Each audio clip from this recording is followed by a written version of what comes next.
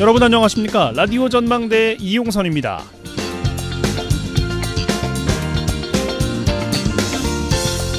역사적으로 사회 공헌을 세운 인물을 사회적 합의에 따라서 지폐나 동전에 그려넣죠. 2025년 미국의 25센트 동전의 뒷면에 한국계 여성 인권운동가의 얼굴이 최초로 새겨지게 됩니다. 고 스테이시 박 밀번이라는 인물인데요. 주한미군이었던 아버지와 한국인 어머니 사이에서 태어났고요. 선천적으로 근육퇴행성 질환을 앓고 있어서 휠체어를 타야 했지만 장애인과 소외계층에 대한 관심과 열정은 그 누구보다도 뜨거웠습니다. 일찍이 16살 때부터 장애인 권익 보호에 나섰고요. 지난 2007년 공립고등학교 교육과정에 장애인의 역사를 포함시키는 노스캐롤라이나 주정부 개편 과정에 핵심적인 역할을 했습니다. 오바마 행정부에서는 직속기관인 지적장애인위원회 자문위원으로 활동하면서 장애인들의 소통 창구가 되어왔습니다. 특별하게 지난 코로나19 팬데믹 기간에는 마스크와 손 소독제 등 위생용품을 장애인과 저소득층에 나눠주는 일을 맡기도 했는데요. 안타깝게도 지난 2020년 33세의 짧은 생을 마쳤습니다. 여성으로서, 장애인으로서, 또 장애인과 사회적 소수자들을 위해 일했던 업적들이 인정돼 동전에까지 새겨지게 된 것 대단한 일이죠. 같은 민족의 피가 흐르고 있다는 동질감에 더 마음이 부풀어 오르는 것 같습니다. 오늘 라디오 전망대가 준비한 소식입니다. 지역 소식들 뉴스 브리핑 통해서 들어보고요. 매주 금요일 코너 YMCA 토론 민원 해결사 이어집니다. 잠시 후에 뵙죠.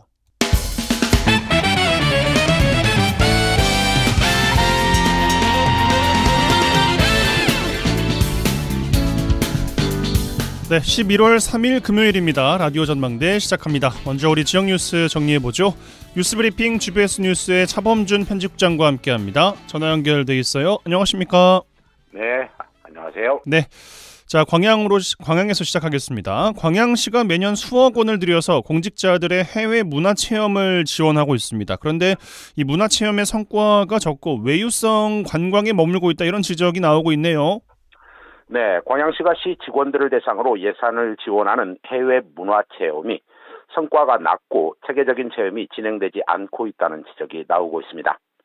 광양시는 매년 시 공무원들을 대상으로 해외 문화체험 사업을 추진하고 있는데 올해도 2억 5천만 원의 예산을 편성해 일반 문화체험 5명 규모 10팀, 또 1억 5천만 원, 시정발전 유공자 8명 규모 4개 팀에 1억 원을 지원했다고 합니다. 보도에 따르면 광양시는 방문하는 팀이나 방문 지역에 따라 다르지만 평균적으로 1인당 300만 원가량을 지원하고 있는데 문제는 직원들의 해외 문화 체험이 당초 취지에 맞지 않게 운영되고 있다는 지적입니다. 논란이 되고 있는 광양시 직원들의 해외 문화 체험, 최근 직원들이 체험을 다녀온 결과물을 살펴보면 확인이 된다고 하는데요. 광양시 공무원들의 체험 목적지가 유럽의 특정 관광지에 몰려있고 또 체험을 다녀온 후에 작성하는 결과 보고서 역시 부실하다는 지적입니다. 특히 일부 해외 문화체험 보고서는 현실과 동떨어진 내용을 담고 있고 또 공무 국외 출장 시스템에 아예 등록조차 하지 않는 등 사후 관리가 부실한 것으로 나타났습니다. 이 국외 문화체험을 다녀온 광양시 공무원들에게 가장 인기가 높은 방문지는 유럽이라고 하는데요. 올해 문화체험을 마친 13개 팀 중 무려 12개 팀이 유럽을 선택했고 이 중에 이탈리아가 5팀, 스위스가 4팀이 방문했고 북유럽이나 동유럽도 3팀으로 덴마크, 오스트리아 등 방문한 도시가 서로 겹치는 경우가 대부분이었다고 합니다. 예. 뭐 아무래도 이제 세금이 투입이 되는 거다 보니까 이제 이런 이야기들이 많이 나오는 걸 텐데 해외 문화 체험인 만큼 해외 다양한 문화를 체험할 수 있도록 목적지가 아무래도 분산되는 게 좋지 않을까 싶은데 무엇보다도 이 보고서가 또 핵심이거든요. 부실한 체험 보고서 논란까지 제기되고 있으면 뭔가 조치가 필요하지 않겠습니까? 네, 논란이 되고 있는 광양시 공무원들의 부실 문화체험에 대한 내용을 자세히 들여다보면 올해 광양시 공무원들의 문화체험 중 9개 팀이 관광산업과 관련한 주제를 선정해 해외에 나갔고 체험을 다녀온 공무원 중에 무려 100여 명이 체험 보고서에 광양시 랜드마크를 만들어야 한다 이렇게 제안했다고 합니다. 이 제안서에 단골 메뉴로 들어간 광양시 랜드마크, 이 청취자 여러분들도 어디서 많이 들어본 소리일 텐데요. 지난해 정인화 광양시장이 선거 공약으로 제시하고 시의회에서 거듭해서 예산이 삭감된 이 광양시 랜드마크 조성 사업이 해외 체험 보고서에 단골 메뉴로 선정된 것입니다. 이 공무원들을 시 예산으로 해외에 보낸 것, 다른 나라의 다양한 체험을 하고 오라는 취지인데요. 대다수 공무원들이 유럽으로 몰려갔고 다녀와서 작성한 보고서에 서로 약속이나 한 듯이 이구동성으로 이 광양시의 랜드마크를 조성하자 이렇게 한 목소리를 냈습니다. 이 보도에 따르면 일부 공무원들은 해외 문화체험 일정에 정부나 지자체의 담당자를 만나겠다 이런 계획서를 제출했는데 이 방문한 13개 팀 중 시청 문화국 담당자를 만났거나 실무지를 만나 인터뷰를 시행한 곳은 겨우 1개 팀밖에 없었다고 합니다. 특히 공무국외 출장 시스템에 올려놓은 보고서 중에 일부는 제목, 목적, 참가자 등이 비어있는 미완성 보고서가 있는 것은 물론이고 일부 보고서는 오탈자가 수두룩했다고 합니다. 그동안 지방의회 의원들의 관광성 외유가 언론으로부터도 호된 비판을 받은 바가 있었는데 시 공무원들의 부적절한 해외 체험 활동도 한 번쯤은 따져봐야겠습니다. 그러면 네, 진행자님 말씀대로 지방의원들의 해외 연수만 감시하고 비판할 것이 아니라 지자체 공무원들의 부실한 해외 문화체험 활동도 언론의 감시가 필요해 보입니다. 시민들의 세금이 지원된 광양시 공무원들의 해외 문화체험인 만큼 다녀온 후 반드시 결과 보고서를 국외 출장 연수 정보 시스템에 올려야 하는데요. 광양시의 경우 올해 국외 문화체험을 포함한 총 26건의 국외 출장이 진행됐지만 게시된 보고서는 겨우 6건에 불과하다고 합니다. 이 지역 일부에서는 광양시 해외 문화체험 참석자 대다수가 6급 이상의 책임자급 공직자였음에도 불구하고 시 형편과 전혀 어울리지 않은 현실성이 떨어지는 체험 결과물이 보고서에 수록됐다며 20쪽 분량의 보고서 한 장 받으려고 팀당 1,000만 원이 넘는 비용을 지원하는 것은 결국 세금 낭비라며 광양시 집행부를 비난하고 있습니다. 예, 논란이 제기된 만큼 광양시 집행부가 직원들의 해외 문화체험에 대한 전반적인 점검하지 않을까 싶은데 좀 기다려보죠. 여수로 가겠습니다. 여수시 도서지역 주민들의 잦은 여객선 결항으로 인해서 불편을 겪고 있다라는 민원 자주 전해드렸습니다. 여수시 의회에서 여수 도서지역의 여객선 공영화와 섬 지역 주민들을 위한 마을버스 도입을 동시에 추진해야 한다 이런 주장이 나왔네요. 네, 오는 2026년 여수 세계 섬 박람회를 준비하고 있는 여수시를 대상으로 이 박람회 개최에 앞서 먼저 섬 지역의 접근성을 높이는 근본적인 문제부터 해결해야 된다는 주장이 이어지고 있습니다. 여수시의회 박성미 의원 최근 열린 시의회 5분 발언을 통해 여수 연안 여객선 운항의 실태를 지적하고 여객선 공영화와 함께 도서 및 마을버스 활성화를 여수시 집행부에 촉구했습니다. 해당 의원 3.3면 거문도 주민들이 지난 8월 말에 무려 12일 동안 여객선 결항 사태를 겪었고 수십 년간 반복되어 온 이 불안정한 여객선 운항에 대한 불만이 표출되었다고 밝혔습니다. 또한 3.3면 여객선 결항 사태는 10년 넘은 세월 동안 주민들이 지속해서 해결책을 여수시에 제안한 사안인데도 문제가 여전히 해결되지 않고 있다며 여수시 집행부를 비난했습니다. 이 박성미 의원은 지난 2020년 섬 주민들의 지속적인 건의로 개정이 된 대중교통의 육성 및 이용 촉진에 관한 법률에 따라 여수시가 법률이 보장하고 있는 대중교통인 여객선의 안전 운항이나 비상 수송 대책을 마련해야 한다고 촉구했습니다. 특히 박 의원은 여수시의 여객선 공영제와 함께 섬 지역 내부를 운항하는 이 수요형 마을버스를 도입해야 한다고 주장했습니다. 수요형 마을버스라는 것이 일정한 노선, 정해진 운행 계획이 없이 그러니까 수요가 발생하면 그에 대응한다, 이동 서비스를 제공한다라는 공공교통수단입니다. 섬 지역 대중교통이 요즘 대안으로 부각이 되고 있어요. 네, 수요형 마을버스는 일부 지자체에서 도입하고 있는 대중교통수단인데요. 대량의 인원을 동시에 수송하는 노선버스보다 수요자 중심의 운행 방식으로 이 교통 소외 지역 주민들에게 큰 호응을 얻고 있습니다. 박성미 의원은 여수시가 지난 8월 여객선 운항 중단으로 큰 불편을 겪은 3.3면 거문도에 여객선 공영제를 시범으로 실시할 것을 촉구하고 여객선 공영제를 위해 여수시가 해상교통기금을 조성해야 한다고 촉구했습니다. 해당 의원은 여수시가 여객선 공영화에 대비해 우선은 이 해상교통기금과 앞서 일반 회계의 예산을 편성해서 사업을 추진해야 한다며 섬 박람회를 앞두고 섬을 홍보하고 또 섬 내에 관광시설을 갖춘다 해도 정작 관광객들의 접근이 힘들다면 무슨 소용이 있겠냐며 여수시의 여객선 공영제는 선택이 아니라 필수라고 주장했습니다.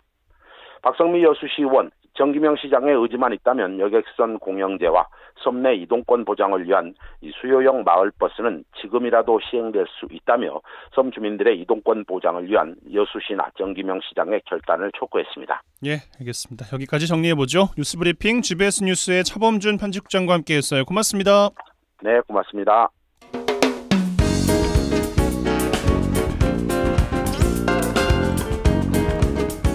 고충을 듣습니다. 라디오 전망대 민원 해결사. 네, 민원 해결사 시간입니다. 이미지 리포터 나와 계세요. 어서 오십시오. 네, 안녕하십니까? 네. 자, 럼피스킨병 때문에 대한민국이 난립니다. 소 전염병인데 확산 차단을 위해서 오는 10일까지 전국 일제 방역 소독 주간을 정부에서 운영하고 있습니다. 근데 이게 이미 전남도 뚫렸고 확산 우려가 아주 높아지면서 지자체나 소 사육 농가에서는 예방 접종 그리고 방역에 지금 정신이 없어요. 네, 이 소 바이러스 감염병인 럼피스킨병이요, 가축질병 위기 단계 중 심각 단계에 있습니다. 예. 지난 20일 충남 서산의 한우 농장에서 최초 발생한 이후에요, 서해안을 중심으로 서산, 당진, 태안으로 확산되던 감염이 이 발생 보름 만에 경북과 제주를 제외하고 8개 시도, 26개 시군에서 럼피스킨병이 발생했습니다. 예. 오늘 오전 8시를 기준으로요, 충남 서산의 한우 농장에서 추가 확진되면서 75건이 확진됐습니다. 오늘 오전까지 7건의 의심 신고가 접수돼서요, 시료 채취 후 정밀 검사를 진행하고 있는 중이기도 합니다. 예, 전남 지역은 뚫렸다고 말씀은 드렸는데 다행히 전남 동부 지역에는 확진 사례가 없습니다. 네. 근데 안심하기는 좀 너무 많이 번지고 있는 터라 축산 농민분들의 불안감도 아주 크겠어요. 네, 축산 농민들은요, 하루하루가 이 전염병이 발생하지 않을지 노심초사하고 있습니다. 예. 럼피스킨병은 주로 흡혈 파리, 모기, 진드기 등 매개 곤충에게 전파가 된다고 알려지면서 농민들은 사람이 아닌 곤충으로 인해 전염이 되는 거라 더욱 긴장이 된다고 합니다. 그래서 농민들이 할 수 있는 건 방역밖에 없기에 더 불안하다고 하는데요. 하지만 구제역으로 감염병 예방에 대한 학습이 돼 있기도 하고요. 이 방역 당국의 발빠른 대처들로 큰 확산 없이 위기를 잘 넘길 수 있을 거라 믿고 있다고 합니다. 여수 율촌면 축산 농민들에게 들어보시죠. 걱정이 되는데 현재로서는 어떻게 농가에서 할 수 있는 게 한계가 있잖아요. 뭐 시에서 관에서 지원을 해주고 알려주는 방식 그대로 진행하는 방법 외에는 다른 방법이 없잖아요. 어쩔 수 없고 내가 한다고 해서 할 수 있는 것이 하나도 없어. 이건 당연히 걱정이죠. 스트레스가 보통이 아니에요. 이게 살처분하고 이게 멀쩡한 소를 여기 안정제를 맞춰서 죽이는 거거든요. 그것도 문제가 아니고 하여튼간 비상이죠. 그전에는 방역에 대해서 별로 신경을 안 썼는데 이후에서부터 학습이 되다 보니까 이 농가들도 서로 자제를 하고 다행히 구제역이 한번 우리를 학습을 시켜줘서 이런 질병에 대해서는 아주 좀 능숙하고 익숙하게 아주 잘해요. 또 관에서도 이렇게 협조를 잘해줘 버리니까 큰 어려움은 없는 것 같아요. 잘만 넘어가면은. 럼피스킨병 전염병 확산을 막기 위해서는 무엇보다 중요한 게 백신을 빨리 맞는 거라고 하는데 현재 백신 접종률이 얼마나 됩니까? 이 럼피스킨병 중앙사고수습본부는요, 모든 소 사육 농가에 대한 긴급 백신 접종을 오는 10일까지 완료하기로 했습니다. 예. 지난 2일 오후 2시를 기준으로요, 럼피스킨병 백신 접종 대상인 407만 6천 두 중 280만 2천 두에 대한 접종을 완료해서요, 이 접종률은 68.8%에 기록되고 있습니다. 예. 지역의 접종 현황을 좀 살펴보겠습니다. 어제 2시를 기준으로요, 여수시의 경우 4,800여 두 중 3,000여 두 접종으로요, 64% 접종을 마무리한 상황이고요. 빠르면 내일 접종을 마무리할 예정이라고 합니다. 예. 그리고 순천시 경우는요, 690농가에 21,500여 두를 사육하고 있는데 이 중 95% 접종률을 보이고 있고요. 광양시는 151농가에 3,700여 두 접종을 100% 완료한 상황입니다. 예, 백신 접종이 100% 다 됐다고 해도 안심할 수는 없습니다. 각 지자체에서도 전염병 발생 막기 위한 대책들을 고심하고 있어요. 네, 이 현재 가축 전염병 관련 업무는 비상 업무 태세에 돌려보고 있습니다. 예. 현재 백신을 접종했다고 해도요, 항체가 생기기까지는 3주 정도 걸린다고 하기 때문에 그 기간까지는 안심하기 어려운 상황인데요. 이로 인해 항체가 형성될 때까지 이 전염병원 매개체가 되는 모기나 파리 등의 방역을 강화해서 조기에 전염병을 차단하는 데 노력하고 있다고 합니다. 예. 여수시 농업기술센터 가축방역팀 김치훈 팀장 인터뷰입니다. 저희 시는 일단 서부권에서 거리도 좀 있고 해서 아직까지는 발병의 상황은 아닌데, 그래도 저희 방역 부서와 보건소라든지 여러 부서가 협업을 해서 살충제, 살포, 그다음에 살균제라든지 해서 축사 주변이라든지 이런 데 방역을 철저히 하고 있어서 좀 긴장은 끈은 놓지 않고 있는데 열심히 방역에 최선을 다하고 있습니다. 금주 일요일까지는 접종이 될 것 같고요. 그래서 접종 끝나면 최소 항체 형성이 3주 정도 소요되기 때문에 그 기간까지는 일단 긴장을 해야 되고 사후에 이제 백신 이후에 나타나는 결과에 따라서 상황을 지켜봐야 될 것 같은 그런 상황입니다. 지금 현재. 지금 예방 접종반은 공수위반 3개 반하고 어제까지 한우협회 측에서 보정 인력 지원반을 운영을 해주셨는데 이제 어제까지 종료하고 공수위반만 지금 3개 반을 일요일까지 11월 5일까지 운영할 그런 계획입니다. 이 현재 럼피스킨병으로 살처분했거나 살처분 예정인 한우와 젖소는 총 5천여 대에 달합니다. 눈에 보이지 않는 전염병과 싸우고 있는 축산 농민들, 지금 이 시간에도요 애써 키운 소들의 전염병 감염에 대한 걱정은 커져만 가고 있습니다. 예, 알겠습니다. 마무리가 좀 빨리 잘 됐으면 좋겠어요. 민원 해결사 이미지 리포터와 함께했어요. 고맙습니다. 네, 감사합니다.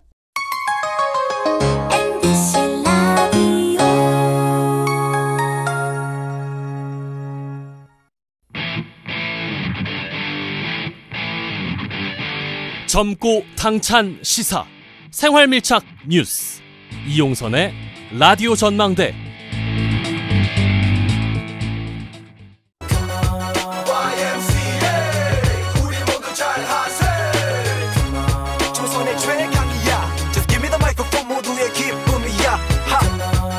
더 이상 짜고 치는 고스톱은 없다. 우리도 대본 없이 토론한다. 지역 대표 스피커 두 분과 함께하는 YMCA 토론 시간입니다. 오늘도 두 분과 함께 하겠습니다. 여수 순천 YMCA 김대희 김석 사무총장 두 분 어서 오십시오. 네, 안녕하십니까? 네, 안녕하세요. 예.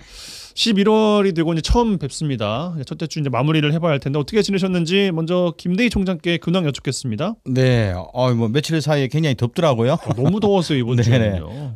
저도 뭐 어저께 서울 오송이나 서울 출장이 있어서 좀 춥겠지요 하고 약간 옷을 두껍게 입고 갔는데 와 너무 더워서 혼났습니다. 예. 뭐 최근에 저희 에너지 시민연대도 내년도 정부 예산이 전액 삭감되면서 뭐 최근에 전국에 있는 한 220개 에너지 관련 NGO들이 내년도 좀 기후 위기 운동들을 어떻게 전개해야 할지 예산이 없는 상황 속에서 뭐 비상점 대응 계획들을 만들면서 뭐 여러 가지 좀 혼란스러운 뭐 좀 연말을 맞이하고 있고요. 네. 또 여수 같은 경우는 이번 주 일요일이죠. 11월 5일 날 오후 1시에 웅천 친수공원에서 산업재해 없는 안전한 여수 만들기 주제로 시민들 한 1,500명이 참석한 걷기 대회를 합니다. 그래서 아마 조만간 이 산업재해가 없는 산업도시 여수에서 시민들의 안전과 생명을 어떻게 지켜나갈지 그런 것들을 시민들하고 한 2시간 정도 걸으면서 같이 고민해보는 그런 행사를 좀 준비하고 있습니다. 예, 알겠습니다. 잘 마무리되시기를 바라겠습니다.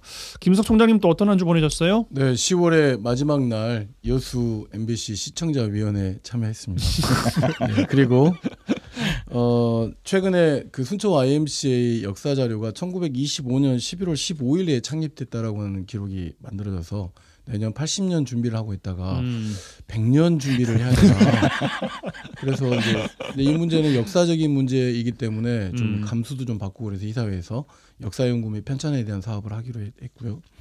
그다음에 이제 앞으로 좀 벌어질 일을 좀 이 기회를 통해서 좀 홍보를 좀 드려야겠는데 내일 토요일입니다. 그 오후 5시에 순천 문화예술회관에서 순천 YMCA 합창단이 공연을 합니다.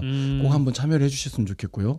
그다음에 순천 YMCA하고 K워터 주암댐 지사가 함께하는 그 자원모아 챌린지를 하는데 페트병, 우유팩 그리고 병뚜껑을 11월 1일부터 11월 1일까지 모아가지고 순천 YMCA에 가져오시면 저희가 개인별, 가족별, 공동체별 시상하니까 시민 여러분들께서 좀 적극적으로 참여해 주시면 고맙겠습니다. 네. 알겠습니다. 자, 주제로 바로 들어가 보죠. 오늘 이야기 나눌 주제는 왜 이걸 우리 동네에서 다뤄 하실 수도 있는데 이게 그렇게 네. 간단한 문제가 아닙니다. 꼭 이야기를 나눠야 될 주제라고 판단이 들었는데 뭐냐면요. 윤석열 정부가 수도권 과밀화 해소, 지방소멸 위기 극복하기 위해서 어제 제1차 지방시대 종합계획을 발표했습니다. 그러니까 전국을 7개의 초광역권으로 나누고요. 중앙정부의 권한을 지역으로 이전시키겠다라고 했습니다. 동시에 국민의힘에서는 경기도 김포시를 서울로 편입하는 문제를 꺼내들었습니다. 당 차원의 특별위원회도 발족을 시켰어요. 정책의 역행이냐 아니면 총선 앞두고 뜬금포다 뭐 이런 이야기도 있고 지방 분권에 역행하는 것이다. 다양한 논의들이 나오고 있는데 뭐 종합적으로 이야기를 좀 나눠볼 때인 것 같습니다. 자, 먼저 김대희 총장님 어떻게 총평 주시겠습니까? 제가 보기에는 지방 분권, 지방자치의 핵심은 역행된다라고 저는 주장하고 싶거든요. 역행이라고 보시는군요. 네네, 순서가 바뀐 거죠. 그 국토 균형 발전과 또 지방 분권 이런 차원 속에서 우리 그 대한민국을 어떻게 좀 크게 할 것인지 좀 권역별로 진중한 자기 논의와 또 이 속에서 지방 분권이나 지방자치 영역이 균형 발전 영역이 그냥 선언만 한다고 되는 문제는 아니거든요. 조세권 문제, 국세와 지방세와 관련된 조세권 문제, 그리고 지방자치와 관련된 입법권의 문제, 이런 문제들이 전체 같이 좀 돌아가야 되는 문제잖아요. 그래서 뭐 몇 년 동안 논의와 공론화 과정을 통해서 만들어져야 되는데 뜬금없이 서울 메가시티론이 나온 거예요. 올 초에는 부산, 울산, 경남 메가시티권에 대해서 국민의힘이 거부했거든요. 그렇죠. 안 하겠다. 그렇게 해서 부산, 울산, 경남 쪽에 있는 시민들이나 정치인들은 어쨌든 경제 권역 공동체를 만들어 보려고 했는데 이게 집권 여당에서 국민의힘이 반대를 했는데 뜬금없이 몇 개월 만에 서울 메가시티론을 들고 나온 거예요. 그러면서 이것도 공론화 과정 없이 국민의힘 내부에서도 공론화 과정이 없었거든요.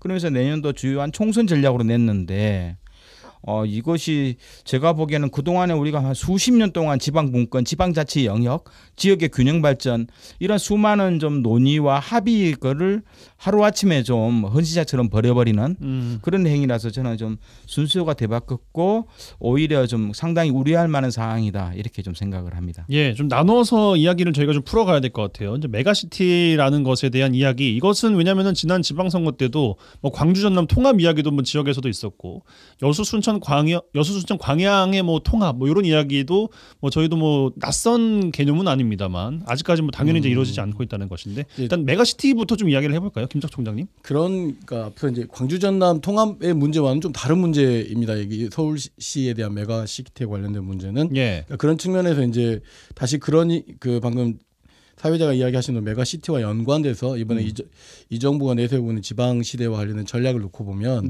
한마디로 평가하자면 지난 30년 넘게 지방자치 시대를 만들어 온 것에 대한 철저한 후퇴다라고 볼 수 있는 겁니다. 철저한 후퇴다. 예, 이번에 이 정부가 지난 문재인 정부 시절 그 이전 정부부터 그러니까 노무현 정부, 그다음에 이명박 정부, 박근혜 정부, 문재인 정부를 이어왔던 균형발전위원회와 자치분권위원회 또는 지방자치위원회를 지방시대위원회로 통합했거든요. 통합하면서 뭔가 만들어낼 거라고 생각했는데 전혀 아무것도 만들어내지 않았고 지난 정부 그러니까 야당이든 여당이든 간에 진보든 보수든지 간에 계속 논의해왔던 내용들을 아주 철저하게 후퇴시킨 거라고 봐야 됩니다. 왜냐하면 그러니까 전국을 8개의 초광역권으로 나누는 것에 대해서는 이해가 됩니다. 그러면서 행정이 또는 정부가 7개 광역 그다음에 그렇게 자치단체로 이어지는 방식의 정부 정책의 효율성을 연결하겠다는 것은 정부 그러니까 국가를 통치하겠다는 관점으로는 이해가 되지만 이건 지방자치를 역행하는 겁니다. 무슨 뜻이냐면 이미 17개와 관련된 그 광역자치단체의 제도가 있는 곳에 행정 권역을 바꿔야 되는 거잖아요. 그럼 기본적으로 의견 수렴을 해야 되는 것이고 7개 초광역권으로 나눈다고 했을 때 분권을 어떻게 할 거냐. 조세를 어떻게 변경해서 7개 광역을 자체 발전 방향을 세울 거냐라고 하는 것을 제시해 주는데 전혀 제시해 주지 않았고 그러면서 내세우고 있는 내용 중에 하나는 기회발전, 뭐 교육발전, 도심융합발전, 문화구 등 4개의 특구를 만들겠다고 하는 거거든요. 이건 뭐냐면 경쟁을 시키겠다는 거예요. 자, 그러면 이것과 연관돼서 서울시 메가시티 방법은 그 경쟁에서 서울시는 자체적인 경쟁력을 가지고 있기 때문에 예를 들어서 중앙정부가 가지고 있는 계획과 서울 메가시티 전략과의 이것 이외에 나머지 모든 자치단체들을 7개 광역, 초광역구로 나눠서 경쟁시키겠다고 하는 것이라고 보는 것이 맞는 것이다. 그래서 무슨 말이냐면 우리가 흔히 지방자치 시대 이야기하면 수도권 이야기하면서 과밀화된 권한, 그다음에 과밀화된 인구, 과밀화된 경제, 과밀화된 문화를 분산시키는 것이 지방자치의 중요한 원리라고 보고 있잖아요. 7개 초광역군으로 나눈다라고 하는 것은 무책임하게 그냥 이걸 권한 7개로 나누어서 그것을 마치 수혜라도 베푸는 양 기회특구, 교육특구, 융합특구라고 하는 국민들이나 지방자치단체는 전혀 알아먹을 수도 없는 말로 지금 굉장히 지금 이 계획을 내세우고 있는 것이 지방자치 30년을 철저하게 후퇴시킨 거고 이 근거는 뭐냐면 그럼 지방교부세를 더 높여줘야 되잖아요. 이 정부가 올해 예산 편성하면서 지방교부세를 많게는 19%까지 삭감해가지고 순천만 놓고 보더라도 780억이 안 들어올 예상을 하고 있는 것이지 않습니까? 저희도 이야기를 많이 나눴었죠. 전혀 이게 이 지방시대 전략과 정부 운영 방침이 전혀 다른 거고 말과 행동이 철저하게 다른 정부다라고 하는 말씀을 꼭 드리고 싶고 지금은 이 이 계획을 받아들일 문제가 아니라 모든 지방자치단체와 전라남도 광주시가 통합을 이야기할 게 아니라 윤석열 정부하고 철저한 투쟁 전선에 나서야 된다고 봅니다. 알겠습니다. 그런데 현실적으로 우리가 이제 그동안에 이야기했던 전국을 한 1,000만 단위 메가시티 개념으로 분리하는 문제, 대구 경북 그리고 부울경, 또 광주 전남, 충청 영역 이것은 수도권에 대항하기 위한 개념이거든요. 예. 어떤 경제적 공동체를 통해서 어떤 지방 소멸, 인구 소멸 뭐 이러면서 수도권으로 모든 경제나 부, 금융, 의료, 교육이 블랙홀처럼 빠지는 상황 속에서 지역이 그나마 경제를 중심으로 살 수 있는 개념들을 한 1,000만 정도로 본 거거든요. 그래서 어떻든 여기를 경제 공동체를 만들어서 지역에 좀 자구적 노력을 해보자는 개념이었고 어떻든 이제 동부권 지역은 대체적으로 인구가 한 70에서 100만 사이예요. 어느 도시든 간에 한 100만 정도를 가지고 자족적인 도시적 개념으로 많이 가는데 이건 보통 메트로폴리스 개념은 메가시티 개념하고 완전 다른 거거든요. 100만 예. 도시는 나름대로 우리가 좀 자족적인 개념으로 한 70에서 100만 정도로 본 건데 메가시티는 이 권역을 붙여서 수도권과 좀 대항할 수 있는 어떻든 지역이 살기 위한 권역이 살기 위한 개념으로 간 건데요. 어떻든 이런 개념이 좀 더 풍부한 논의가 되는 상황이었는데 갑작스럽게 경기도도 결국은 2026년 7월까지 경기도도 앞으로 한 3년 이후에는 경기 북도와 경기 남도로 나누기로 20년 전부터 준비를 하고 있었거든요. 그 이야기가 먼저 나왔었죠. 네, 그러죠. 예. 그러면서 경기도도 남과 북에 완전 그 균형 발전이 안 되고 있던 상황 속에서 어쨌든 북구권의 올바른 좀 균형 발전 이것 때문에 남도와 북도로 나누어서 좀 그 지역에 맞는 지방 분권 영역을 해보자는 개념으로 갖고 또 수도권이 아닌 나머지 영역은 메가시티 개념으로 좀 각 권역에 대한 개념으로 갔는데 이런 논의들 자체가 완전 이제 엉망이 돼버린 거죠. 김포가 결국은 서울로 편입되면 제가 보기에는 하남이나 구리나 광명이나 부천 여기는 김포 못지않게 수도권하고 반전 생활권이 똑같거든요. 예. 그러면 이제 경기도에 있는 한 3,400만 정도가 나가버리면 경기 북도 남도의 개념은 완전 없어져 버리는 거거든요. 그 모든 좀 20-30년 동안 준비했던 경기도의 균형 발전 영역이라든가 또 각 지방에서 고민했던 메가시티적 개념들이 완전 엉클어지는 이런 좀 개념이기 때문에 이건 결코 좀 간단하게 바라볼 문제는 좀 아니라고 봅니다. 알겠습니다. 제가 그 두 분 말씀 주신 거에 따라서 좀 질문을 좀 드려보고 싶은데 먼저 김석 총장께서 먼저 말씀 주셨으니까 아니 그 군부를 떼기도 전에 세부적인 거 예를 들어서 뭐 조세랄지 여러 가지 뭐 인력 배치랄지 이런 거 다 세워놓고 어젠다를 던지면 이미 추진할 거 다 해놓고 던진다 이렇게 해서 더 역행이 있을 수밖에 없지 않겠어요? 아니죠. 조세와 관련된 변경 관련돼서는 자치단체를 비롯해서 네. 그러니까 위원회가 있는 건 의견 수렴에 공론장을 열어놓겠다라고 하는 건데 그런 관계에 공론장들이 없는 가운데서 지금 계속 지방자치단체는 폭탄을 지금 내려받고 있는 거거든요. 보조금 줄이는 문제부터 그러니까 물론 누군가는 7개 초강형으로 나누는 것에 대해서 인구 기준을 도대체 어떤 논리적 근거인지 모르겠지만 1,000만 뭐 100만 이런 이야기들을 통해서 그렇게 되면 뭐가 살아나겠지라고 하는 거지만 지난 30년 동안 제가 사실은 자치분권위원회에 있었잖아요. 지난 30년 동안 논의되었던 것 중에 뭐냐면 정부의 권한을 어떻게 하면 지금이 그 세금으로 따지면 8대2 정도의 권한 그다음에 정부가 가지고 있는 권한을 지방자치단체 그러니까 광역자치단체에 위임해 줌으로써 이 분권이 이루어지는 거거든요. 예. 그런 시도가 아닌 가운데서 계속 이렇게 뭐라 그래야 될까 논의가 없이 일방적으로 지방자치에 대한 뭐 이렇게 행정제의 효율성을라고 하는 이야기로 내려오는 것은 좀 문제라고 보는 것이 예. 토론해야죠. 의견 물어보고 그런 절차가 이 정부에 들어서는 없기 때문에 문제라는 겁니다. 뭐 여론조사도 뭐 자기적이다 뭐 이런 비판까지 나왔었는데 네. 김대희 총장께 좀 여쭙고 싶은 것은 그 최근에도 눈여겨봤던 것이 그 경북 군위군이 대구시로 편입이 됐잖아요. 네네. 근데 그 지방 소멸의 문제 때문에 나온 어쩔 수 없는 불가피한 선택이었다고 한다면 앞서 이야기 주신 것이 김포가 서울로 들어가는 건 다른 문제다. 그러면서 타 위성 도시들도 수도권 위성 도시들도 이야기가 나오고 있는데 실제로 조경태 국민의힘 특위위원장은 다 대상이 될 수 있다. 뭐 이렇게 또 열어놓는 분위기거든요. 그럼 이거는 총선용이라고 보십니까? 조경태 의원은 아마 김포 출마하지 않을까 싶은데요. 근데 실제로 우리가 한 30년 동안 수도권 과밀화 억제 정책을 다 팼거든요. 예. 이것은 어떻든 보면 전두환 정권 때부터 만들어졌던 고민했던 영역이거든요. 왜냐하면 서울로 모든 집중화, 특히 이제 수도권 집중화 문제는 결국 국가 경쟁력에 큰 문제가 있다는 것은 보수 정권이든 뭐 진보 정권이든 다 동의했던 영역이었거든요. 그러면서 결국은 이 서울은 기본적으로 과밀화 억제 정책을 폈어요. 그래서 좀 경기도로 인구가 더 갔고 경기도나 충청도로 상당히 많은 인구가 갔고 세종시도 행정수도로 하겠다는 이유도 그런 개념이었거든요. 어쨌든 정치 행정을 가져오면 그나마 서울 과밀화가 없어질 거라 보는 거고 거기는 모든 정당들이 다 합의 봤던 영역이고요. 뭐 그런 영역이었고 윤석열 정부도 뭐 언젠가는 대통령과 국회 사법부도 세종 가야 된다는 의견을 다 가지고 있는 거고요. 그런데 이런 상황 속에서 수도권 과밀화 억제 정책이 그나마 조금씩 자기 순기능 역할을 해왔는데 인구 부산 정책이 되었었고요. 그러다 보니까 이제 서울은 인구 1,000만이 미달되고 경기도가 인구 1,300이 넘는 상황이 벌어졌지만 충청도나 대전도 인구가 늘어나고 있는 상황이었고요. 그런데 뜬금없이 김포를 편입하다는 것은 앞에 이야기했던 뭐 구리라든가 광명이라든가 하남이라든가 궁극적으로 여기도 5, 6개 도시도 그럼 김포가 편입되면 같이 편입돼야 되는 거예요. 이래 되면 서울 과밀화 억제 정책은 이거 다 그냥 무효로 되는 거거든요.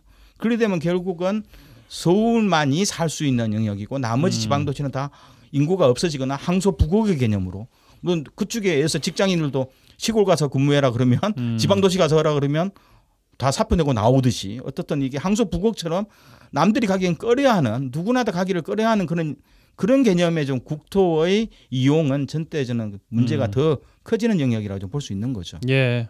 그러니까 서울 대 뭐 비서울 이런 대한민국의 국토의 균형이 지금 돼버리는 것 같은 그런 느낌인데 뭐 지역도 살만해 뭐 지역에 힘을 실어줄게라는 그 구호가 다 무색해버리는 것이다라고 이제 김석종 작가께서 말씀을 주셨는데 그럼 이거는 어떻게 대응을 해 나가야 된다고 보십니까? 지방자치 역사를 좀 알아야 되는데 독재 정권, 군사 정권 시절에는 그러니까 수도 서울을 중심으로 해서 그 주변 지역을 뭐라고 불렀습니까? 위성 도시라고 불렀어요. 예. 그 관점을 지방자치 자치 기능과 어떤 주민의 주권력, 시민력을 통해서 지방자치를 통해 중앙 집권적인 어떤 권한과 내용들을 지방으로 좀 분산해도 된다라고 해서 지방자치가 87년 헌법에 의해서 다시 재부활됐고 91년도에 기초법을 선출하면서 시작된 거잖아요. 이런 지방자치의 역행, 그러니까 지방자치와 관련해서 인구 때문에 산다 살지 못한다 이것과는 무관한 거라고요. 지방자치 제도 자체를 지금 무산시키려고 하는 거라고 보거든요. 그러니까 자꾸 김대희 총장님은 뭐 괌이라 뭐 1,000만 이런 건데 각자의 그 도시가 가지고 있는 경쟁력은 있을 수 있긴 하겠지만 지방자치라고는 이 헌법 가치를 무너뜨리는 현재 상황이기 때문에 제가 지금 굉장히 지금 현재 흥분하고 있는 거고. 흥분을 가라앉히십시오. 네. 예. 김포를 서울시에 편입하겠다고 하는 건 행정통합적 관점에서 놓고 보면 그럴 수 있다고 보여져요. 그럼 이건 누가 선택하냐는 거죠. 김포 시민들이 선택하는 거죠. 그래서 행안부나 또는 관련된 기구에 행정통합 관련 절차를 하고 이렇게 되는데 지금 거꾸로 되어 있잖아요.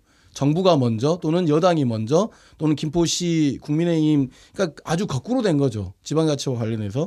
그러면 김포시가 어떻게 돼요? 서울시로 편입되면 김포시로 유지되는 게 아니라 김포구로 연결이 되겠죠. 예. 시에 원래 가지고 있었던 재정 분산이랄지 이런 것들이 전혀 깜깜이 시장이 지금 이 짓거리를 지금 현재 하고 있는 거거든요.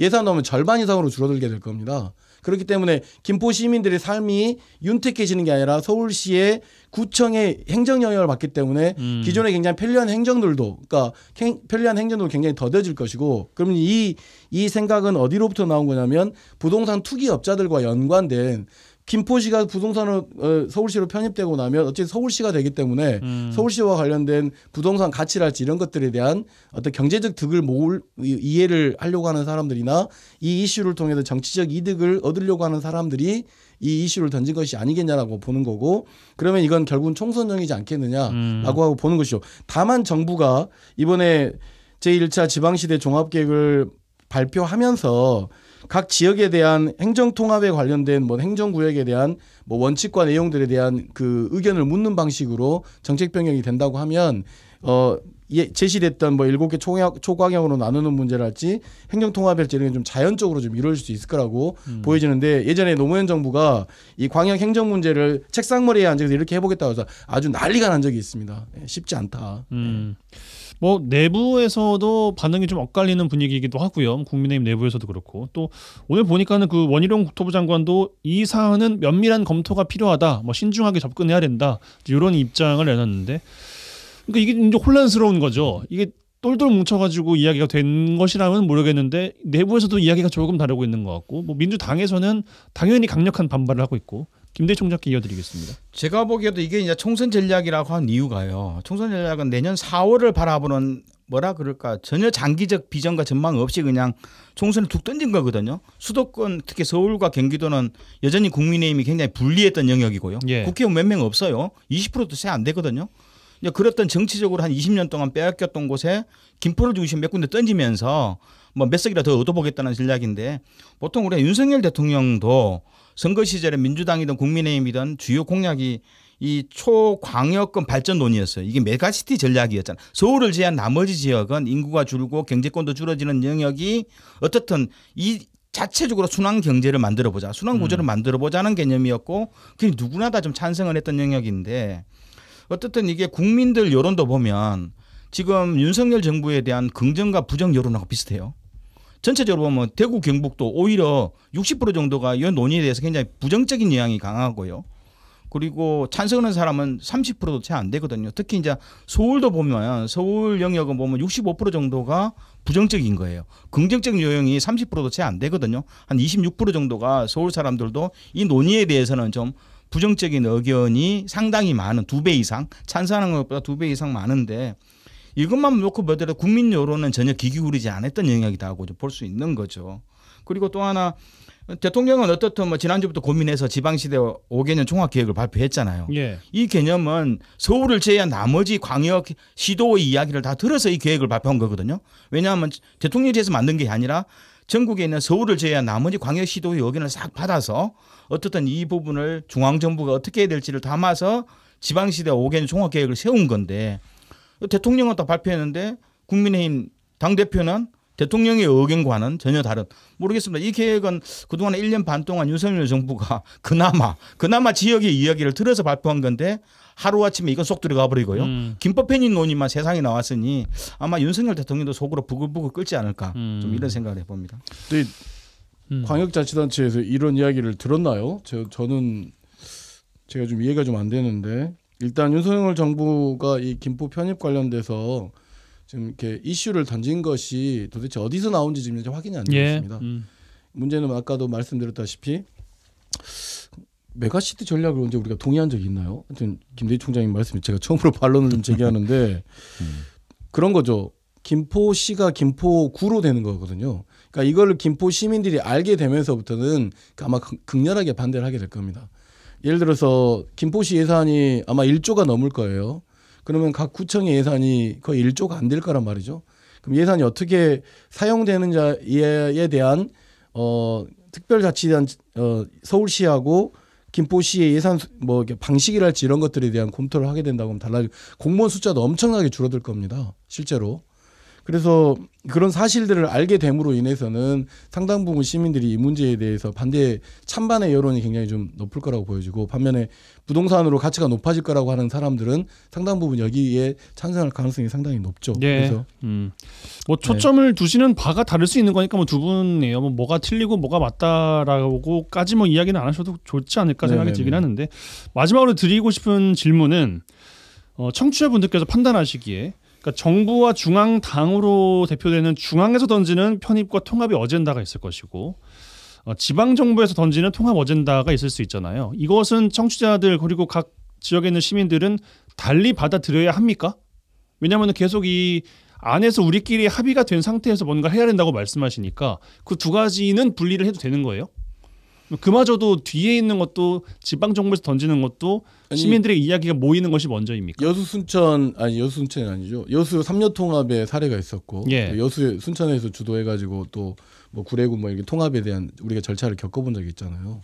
그런 공론장을 벌어서 결국은 주민들이 좀 투표하는 과정을 거친다거나 이렇게 해서 주민들 모두가 아는 가운데서 무엇이 어떻게 변화했나라는 방식을 결정하는 방식은 그렇게 해서 결정하는 거라고 하면 뭐 합리적이라고 봐야 되겠죠. 중앙에서 하든 결국은 지방 정부에서 하든 이렇게 내려오는 방식이 일단 결과적으로는 김포 시민들이 동의해야 가능한 일이죠. 그렇다 하더라도 그런 절차를 밟으라는 것이고. 그런데 실제로 이제 3년 전에 문재인 정부 때부터 이게 부울경, 광주, 전남, 충남, 뭐 대구, 경북 그 메가시티 개념들이 계속 내용이 있었어요. 있었었는데 이제 문제는 이게 전부 다 바라보는 천편일률적인 내용이 물론 이제 강주시하고 전라남도도 도지사와 시장끼리 통합 논의하다가 시민사회나 나머지 영역은 전혀 공론화 안 되어서 그게 이제 문재인 그렇죠. 정부가 자치분권을 실패한 이유거든요. 예. 그래 되는데 전체적으로 이 메가시티 개념이 중앙정부의 예산만 쳐다보고 나온 전략들인 거예요. 그럼 여기서 뭐 강주도 보면 주요 전략이 뭐냐면 강주공항 이전 뭐 이런 내용이에요. 어디로 이전할 거냐? 전라남도로 이전한다.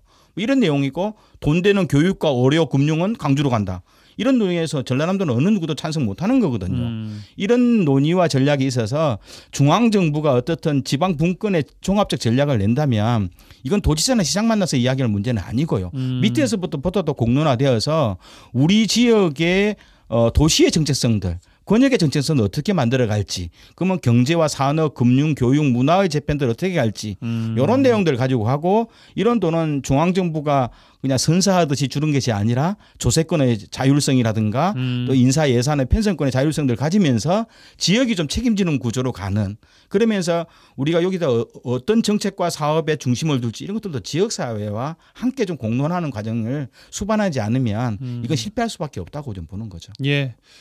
김석 총장께 한 말씀 할 시간 드리고 마무리하겠습니다. 네, 저는 이제 뭐 다 좋긴 한데 일단 지방 분권과 관련된 지방자치와 관련된 그 정권이 바뀌어도 계속 지속돼 왔던 것들이 있습니다. 그건 지방자치를 좀 더 분권적으로 어떻게 하면 지방자치에 그 정부의 권한을 위임할 것이냐라고 하는 것들을 계속 논의해오는 과정에서 지난 문재인 정부가 자치분권을 이야기하면서 거의 주민자치나 이런 소프트웨어적인 것 이외에는 거의 좀 실패한 전략이라고 볼 수 있는 거거든요. 이거 뭐냐면 어떤 특정한 전문가들의 의견을 수렴했기 때문이라고 보여집니다. 그래서 윤석열 정부가 내세우고 있는 지금 지방시대 종합계획도 좀 특정한 전문가들의 의견만을 좀 집중해서 이야기되고 있는 건데 이미 30년 넘게 지방자치가 진행되고 있으니 실증적으로 이런 문제를 좀 검토하는 기회가 좀 됐으면 좋겠고 정부가 통치를 위해서 행정구역을 운영한다라고 판단하지 말고 국민의 권익 신장하기 위해서 지방자치가 어떻게 존재해야 되냐는 관점으로 이 정부가 전환할 수 있을까라고 하는 의문점이 있긴 하지만 어쨌든 주민이 주인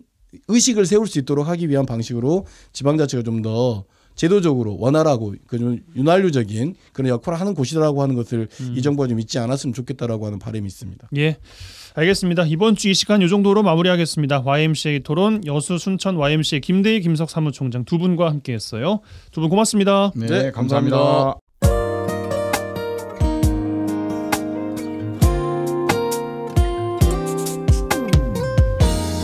네, 11월 3일 금요일 라디오 전망대 오늘 준비한 소식은 여기까지입니다. 오늘도 이번 주도 고생 많으셨습니다. 11월의 첫째 주가 어쩌지 흘러갔습니다. 주말이네요. 주말 마무리 잘 하시고요. 푹 쉬시고 다음 주 월요일에 다시 뵙겠습니다. 브라운 아이드 소울의 아름다운 날들 흐르고 있어요. 이 노래 들으시고 다음 주 월요일에 뵙겠습니다. 이용선이었습니다.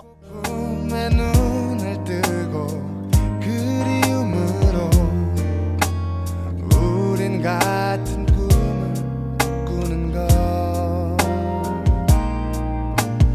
기다리는 게 난 자꾸 힘들고 널 보러 가는 그 길이 너무나 들뜨고 네 곁에 있는 순간들이 가장 기쁘고 널 보내고 오는 길이 어려워져만 가고 사랑이란 말하며 달아날까 목젖까지 차오른 말 삼켜냈지만 어떡하니 사랑이 아닌 어떤 말로도 아름다운 날 표현할 방법이 없는 것